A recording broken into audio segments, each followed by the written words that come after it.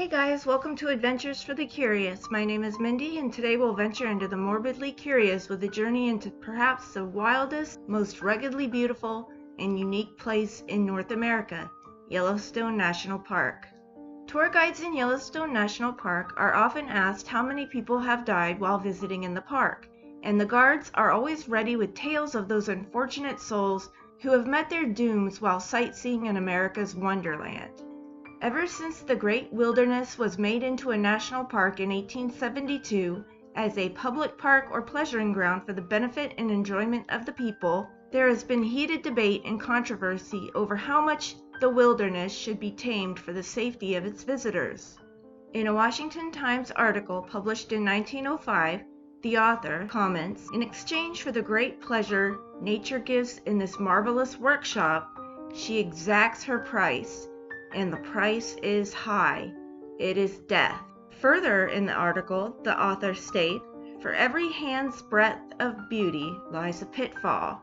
The tragic thing is that most of the deaths in the park could have been prevented had the visitors been more cautious and heeded the warnings of signs and brochures issued by the park. Some of these stories I'm about to tell you will be quite graphic, but my intention is not to sensationalize or over-dramatize.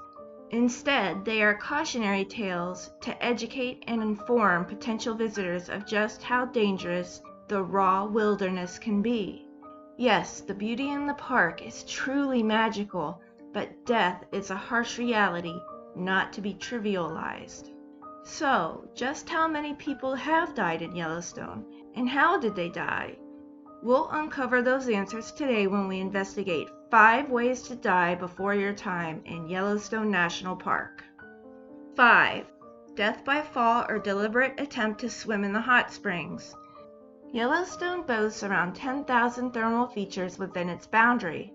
According to longtime park employee Lee Whittlesey, most are hotter than 150 degrees Fahrenheit or 66 degrees Celsius, and many reach temperatures of 185 to 205 degrees Fahrenheit or 96 degrees Celsius.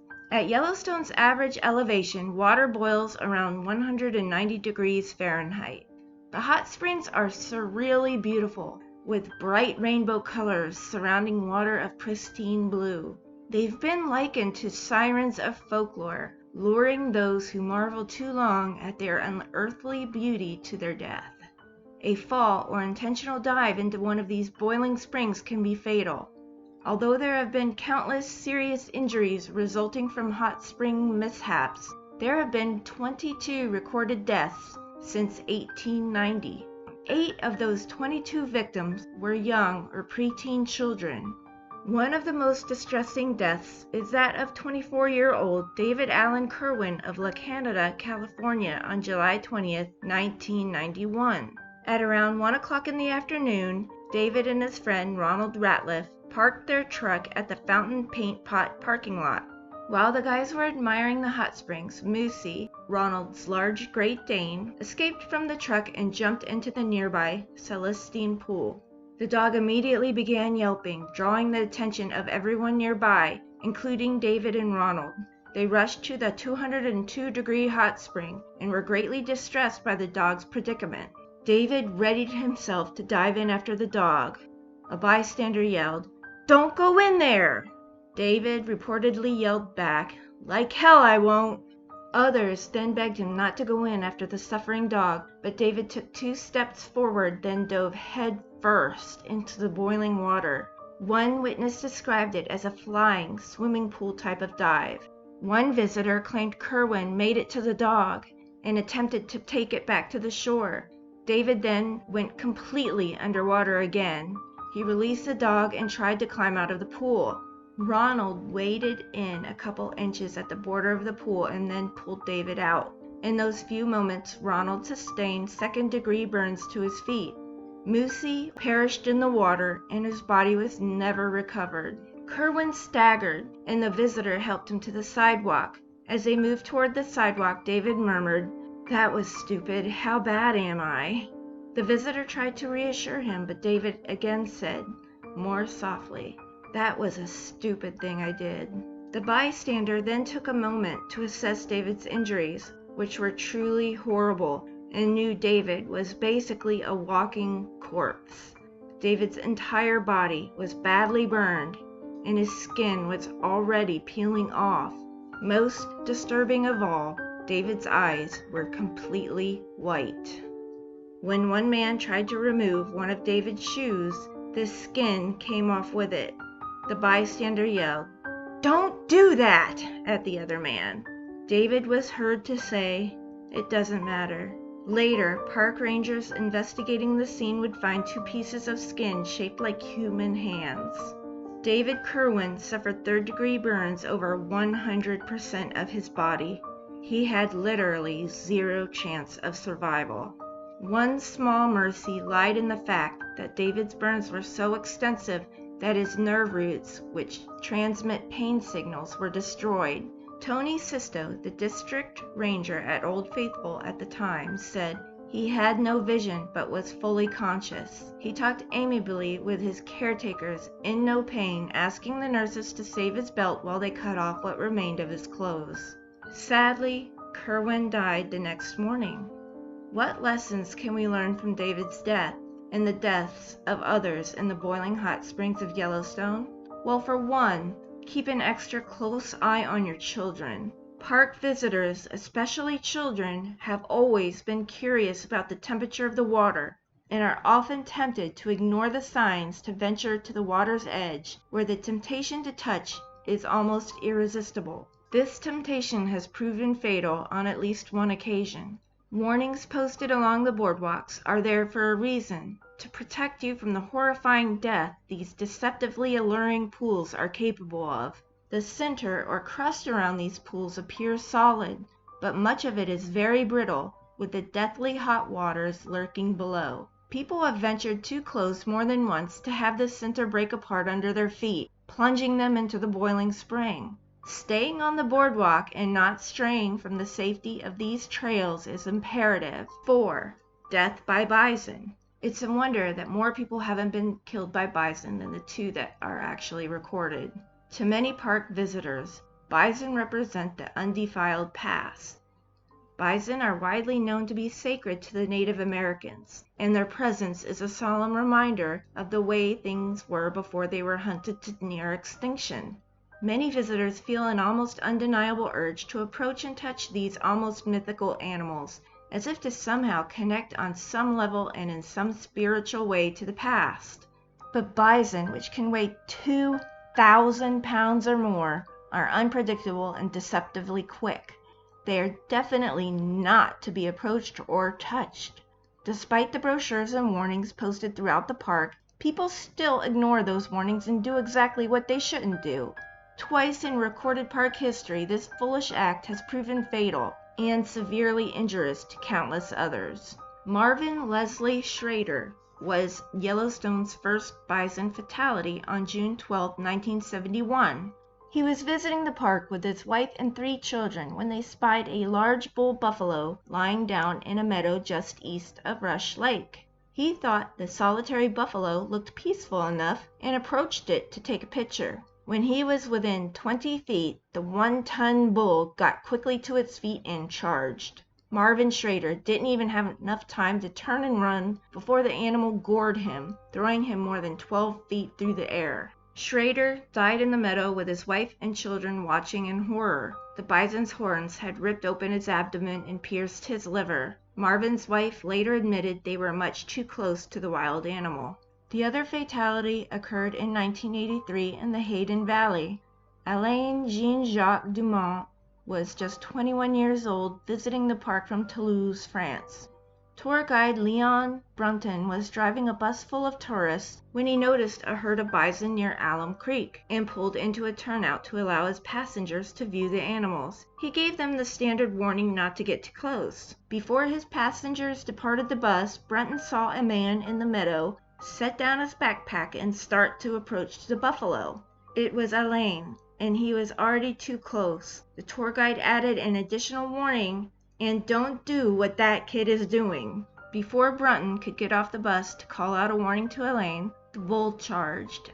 Elaine had the buffalo in the viewfinder of his camera and hastily turned to run, but the bison's horn struck his abdomen, ripping open the area near his right kidney.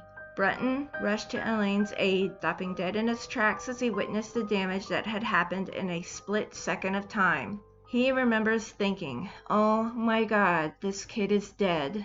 Some visitors hurried Elaine to Uncle Tom's parking area, where Ranger Mike Flom attended him.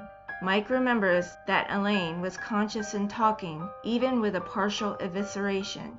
Elaine kept repeating, "I'm dying, I'm dying," and he was right. He died from either the injury, which included a ruptured spleen, a torn colon, ruptured stomach, and 4 broken ribs, or the infection that followed. Again, the way to avoid this kind of horrifying death is to heed the warnings of the park rangers and obey their policies, as they're there for a reason. Wild animals, no matter how benign seeming, are still wild animals, and bison are 2,000 pounds of raw power. Approaching them or any other wild animal is simply not worth the picture. 3. Death from poisonous gas. Yellowstone's landscape is unique in the U.S., if not the entire world. Sitting upon the world's largest underground active volcano has created some of the most surreal and mystifying features ever seen or smelled. Many park visitors ask rangers if the sulfuric smells could actually hurt them.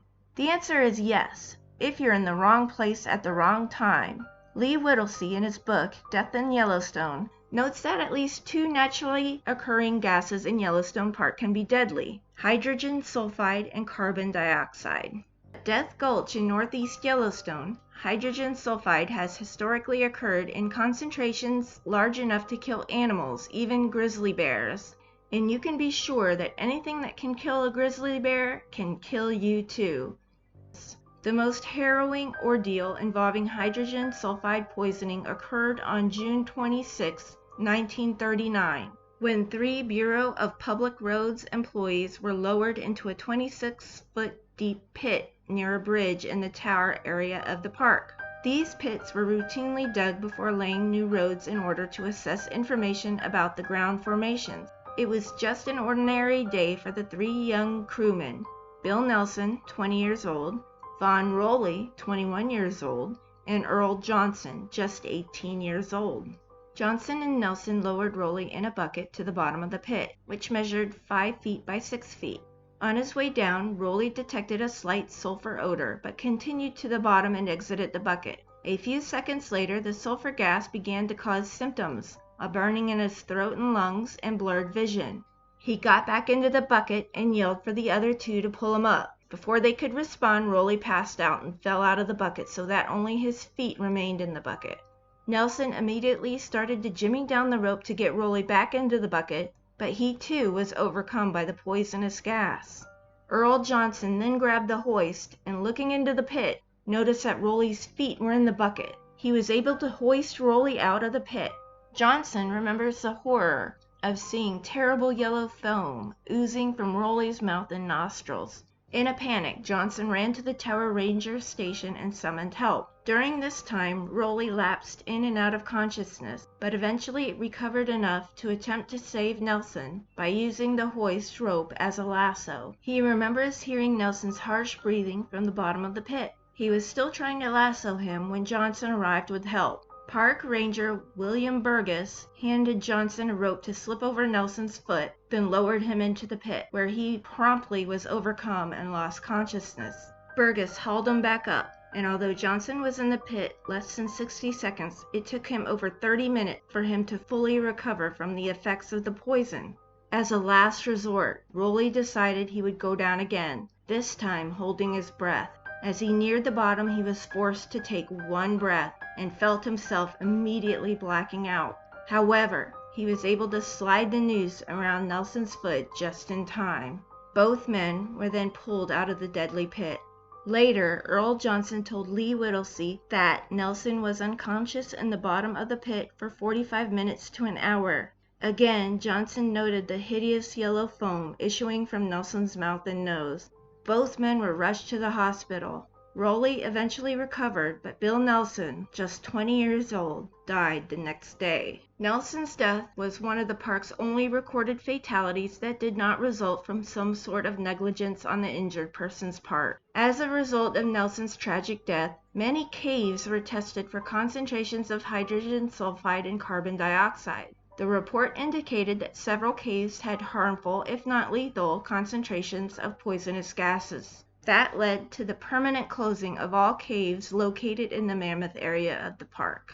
2. Death by falling off cliffs from great heights.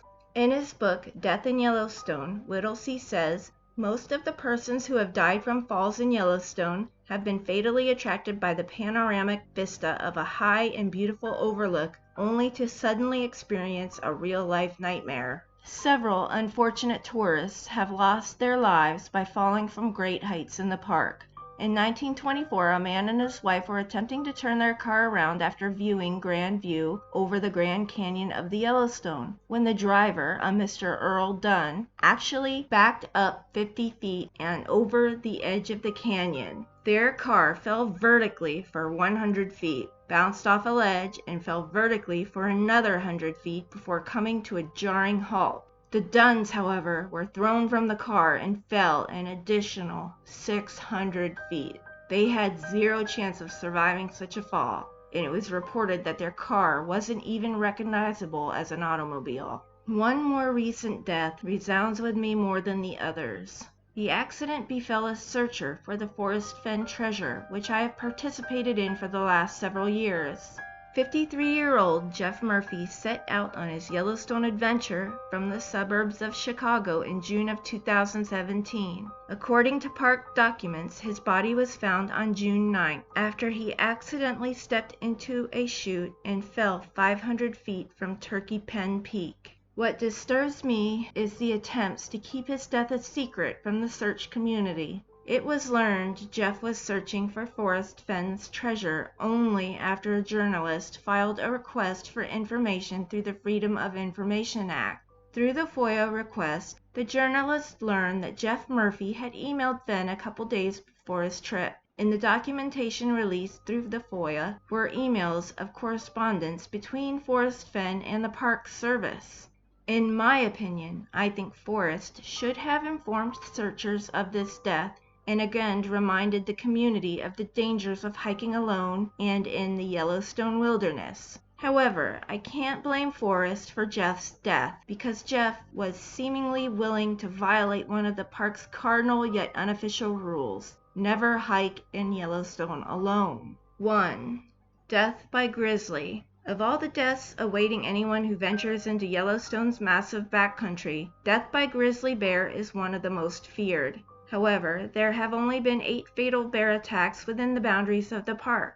Non-fatal attacks are more common, although still rare. The statistics say that the chance of being injured or killed by a grizzly bear in Yellowstone is estimated at 1 in 2.5 million visits. You have an only slightly higher statistical chance to be injured by a bear than struck by lightning in the park.